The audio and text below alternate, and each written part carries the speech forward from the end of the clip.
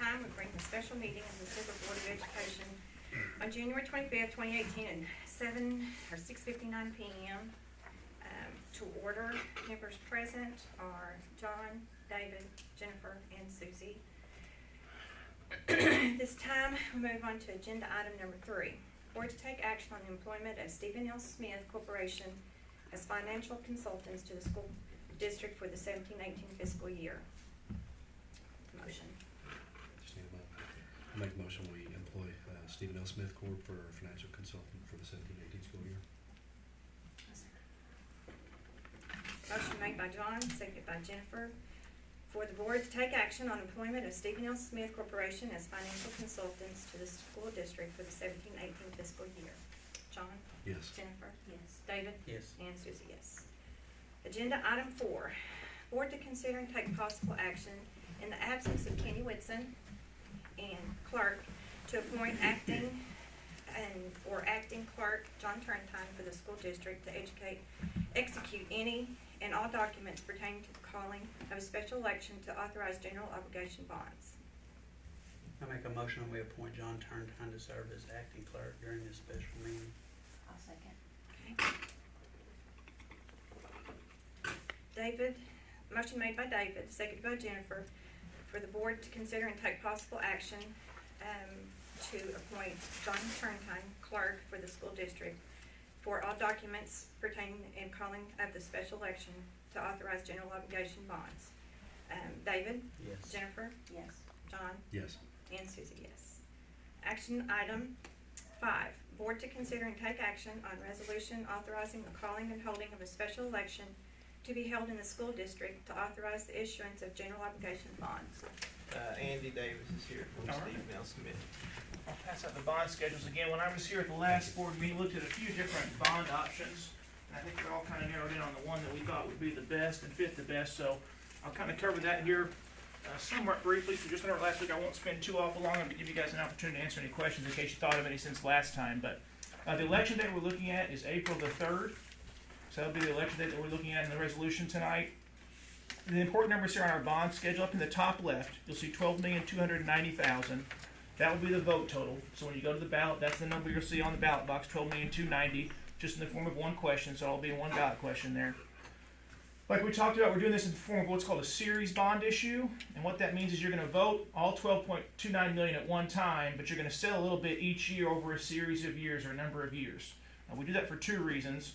One is you all couldn't go out and do a one-time bond issue for the amount you need for your building cost because of your debt capacity. That's not unusual. That's the case at probably about 80 or 85% of the schools we work with across the state. Valuations just haven't kept up with what construction costs are. And so most, if not all, schools that are doing any kind of construction projects are doing these series bonds, where they vote it, sell it a little bit over time for that reason. The other reason we do it is it minimizes the tax impact. If you were to go put a $9 million bond issue on all at one time, that would send property taxes through the roof. So by spreading it out over a series of years, kind of like spreading out a car payment or a house payment, you kind of minimize your annual payment that way, and it's not quite such a big impact all at once, but spread it out a little bit. In this case, down the left-hand side, these would be our annual bond sales. So if you total all those numbers up on the left, you total all those, that's the $12,290,000. The numbers out to the right, those are the corresponding tax collections to repay each individual bond issue. You can see most of those are just one annual levy. The first and last are each 2 annual levies. We call this a 16-year series bond. The reason we do that is you're selling bonds for a 16-year period, starting in 2018, final sale in 2034.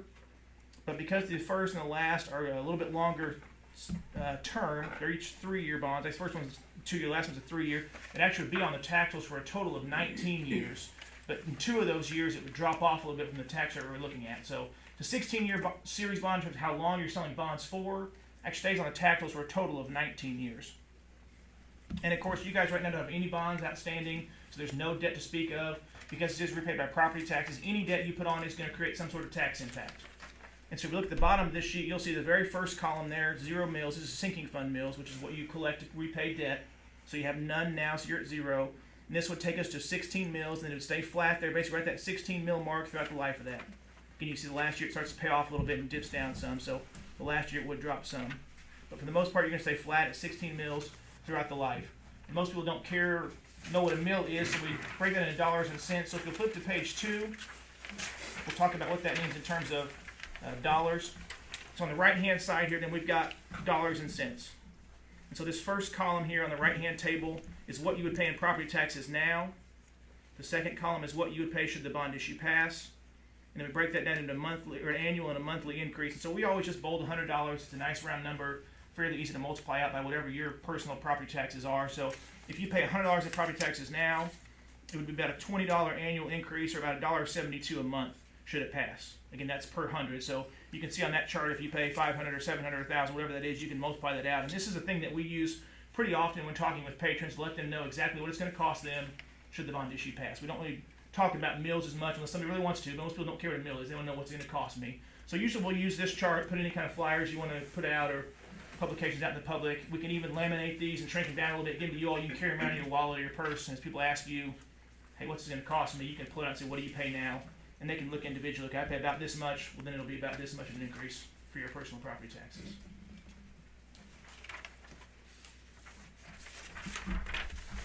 The other important thing I didn't talk about on the front page, we talked about voting $12,290,000. That's for a net of $9 million in spendable. And that includes the school contributing $60,000 each year. And the reason we're voting 12.29 and we're getting $9 million, because you're selling it over a series of years, you don't want to wait 2, 3, 4, 5, 15 years down the road to get your money. You want your money now so you can build your projects now, so you can have use of those facilities over that period of time. Well, so because we don't want to wait, we're going to borrow the money up front now. We're going to borrow the $9 million up front, build our project. By the time we pay it back over that 16-year period, we're going to pay back $12.29 million. We talked about that a little bit last week, but I wanted to reiterate why you have that difference between what you vote and what you're going to have in spendable dollars.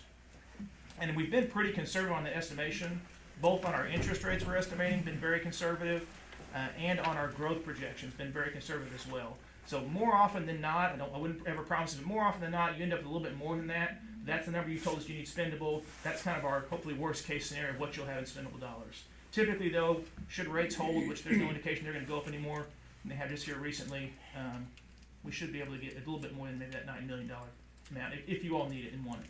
So.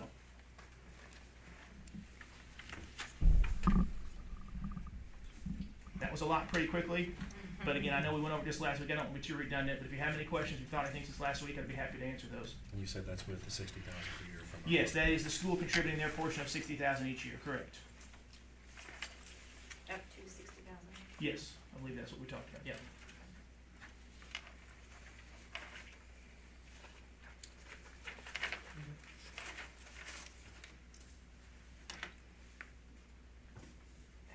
April 3rd. Yes, ma'am.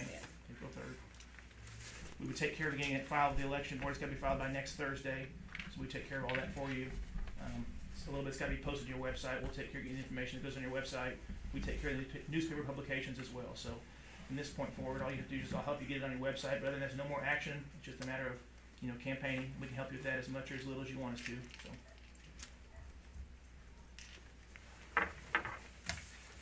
Anybody got any more questions? Do you? No. Okay. Motion? I make a motion that we call holding of a special election for the school district to authorize the issuance of general obligation bonds. I'll second. Motion made by John, seconded by Kenny, for the board to take action to call for and hold of a special election to be held in the school district to authorize the issuance of the general obligation bond. John? Yes. Kenny? David? Yes. Jennifer? Yes. And Susie, yes. I'll make the vote. I'll make a motion with adjourn. Okay. I'll second. Motion made by David, seconded by John at 7:08 PM to adjourn. David? Yes. John? Yes. Jennifer?